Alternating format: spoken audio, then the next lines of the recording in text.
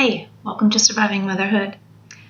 So I am up to verse 3 in Psalm 46 now. And let's see if I have it memorized. It says, though its waters roar and foam, and the mountains quake with their surging. That in itself is not the most exciting of verses, maybe. But as I'm thinking about it, as I am picturing, well, it's really an amazing picture, isn't it? If you think about though its waters roar and foam.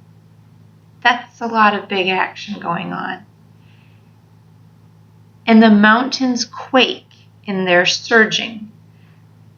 That to me paints a bigger picture of the craziness of the water because it's making the mountains quake. I mean, mountains are pretty sturdy and we see them as a sign of strength. And yet, the turmoil in the waters could cause them to quake. Sound like anything you've seen going on in our world? Over the past week or two? There's a lot of surging going on. There's a lot of quaking going on, not just in the earth, but in our hearts, if we're honest. There's a lot going on. But I can't forget the first two verses of this psalm, which are, God is our refuge and strength, an ever-present help in trouble.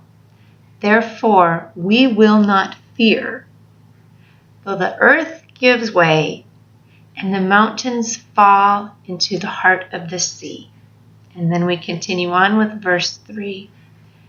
Though its waters roar and foam, and the mountains quake with their surging, we will not fear. Why? Because God is our refuge and strength, an ever-present help in trouble. Do you remember what ever-present meant? It was muchness. All the time, very much, a lot of. He is a very present, always there help in trouble. So, I don't know how you've been feeling about, world politics lately and what's been going on in our country and the rioting and the dissension and all this stuff. Yeah, it's troubling. But I am so encouraged in this psalm. I am so encouraged to remember that even though the waters roar and foam, even though the mountains quake because of the roaring and the foaming and the surging that's going on, we need not fear. We will not fear. God is bigger. God is ever present. God is sovereign. He knows what's going on. He sees what's happening in our world. He sees what's happening in your life, in my life. He knows, and we can trust him. His word says so, and I believe it. So that's what I'm going to do. I don't know what waters are roaring and foaming and surging and how your heart may be quaking today.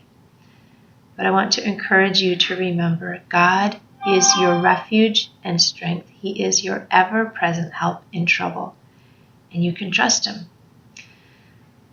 So now, follow the news if you must, read what's going on, keep up with it, but above all, pray to your Father in heaven and trust him to carry you through.